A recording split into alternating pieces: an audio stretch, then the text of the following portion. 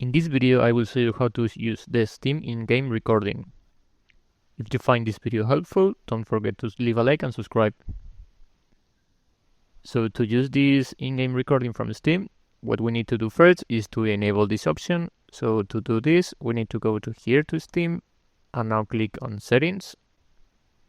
We scroll down here, as you can see, we will find this option. So we need to go here, and here we have three different options. You can select whatever you want, but I recommend this one. Here, as you can see now, we have some different options, like we can select the length of the video. So this means it will be recording and just recording the last 15 minutes of your gameplay. And also here you can change your folder, and you have several options. If you want to change anything, you can go here and just change, for example, the frame rate and some stuff that this will decrease the usage from the video.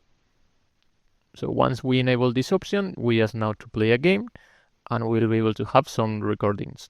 Once we played any game, you can open this option from the stream overlay, or you can also go through here to the view settings.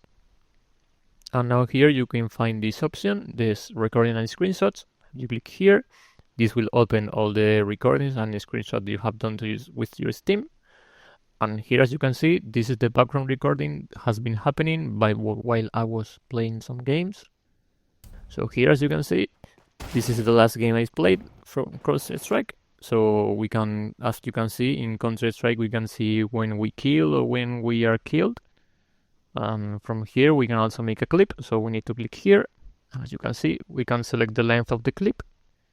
And we can also save and share. If we click here, we can save in Steam. This will save the video in the default folder you have selected for the screen recording. Or you can click on this option, and you will have different options to change here. You can select the folder to save the video. You can change the size, and also you can change the frame rate or resolution to make the video not take that much of space. So yeah, that's pretty much it. Thank you for watching, and see you next time.